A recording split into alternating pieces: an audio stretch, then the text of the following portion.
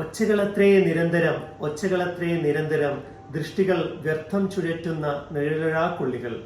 നിരന്തരമായി തന്നെ ശല്യപ്പെടുത്തിക്കൊണ്ടിരുന്ന ഒച്ചയെ ഒഴിവാക്കാനാണ് പ്രശസ്തനായ പെയിന്റർ വിൻസെന്റ് വാൻ ഗോഗ് തന്റെ ചെവി തന്നെ അറുത്തു മുറിച്ചു കളഞ്ഞത്.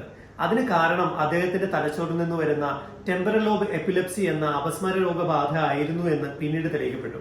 നമ്മളിന്ന് സംസാരിക്കുന്നത് ചികിത്സിച്ച് മാറ്റാൻ പറ്റുന്ന അപസ്മാരത്തെ കുറിച്ചാണ്. രണ്ടു തരത്തിലുള്ള അപസ്മാരമുണ്ട്: ചികിത്സിച്ച് മാറ്റാവുന്നതും മരുന്ന് കഴിച്ച് നിയന്ത്രിച്ചു കൊണ്ടുപോകാവുന്നതും. ചികിത്സിച്ച് മാറ്റാവുന്ന അപസ്മാരങ്ങളിൽ ഏറ്റവും പ്രധാനപ്പെട്ട ഒന്നാണ് ന്യൂറോസിസ്റ്റിക് സൈക്കോസിസ് എന്ന് പറയുന്ന തലച്ചോറിനെ ബാധിക്കുന്ന നാഡവരയുടെ അണുബാധ. ഈ നാഡവരയുടെ ലാർവകളും മുട്ടയും നമ്മുടെ ഭക്ഷണത്തിലൂടെ ശരീരത്തിൽ പ്രവേശിച്ചാണ് തലച്ചോറിൽ എത്തിച്ചേരുന്നത്. അതെങ്ങനെ തടയാം എന്നുള്ളതാണ് നമുക്ക് നോക്കേണ്ടത്. ഭക്ഷണം കഴിക്കുമ്പോൾ എപ്പോഴും വേവിച്ച ഭക്ഷണം, അതായത് പോർക്ക്, പന്നിയിറച്ചി പോലുള്ള ഭക്ഷണ പദാർത്ഥങ്ങൾ നമ്മൾ കഴിക്കുമ്പോൾ കൃത്യമായി വേവിച്ചതിന് ശേഷം കഴിക്കാൻ ശ്രദ്ധിക്കുക. പഴം, പച്ചക്കറികൾ എന്നിവ വൃത്തിയായി കഴുകിയതിനു ശേഷം മാത്രം ഉപയോഗിക്കുക.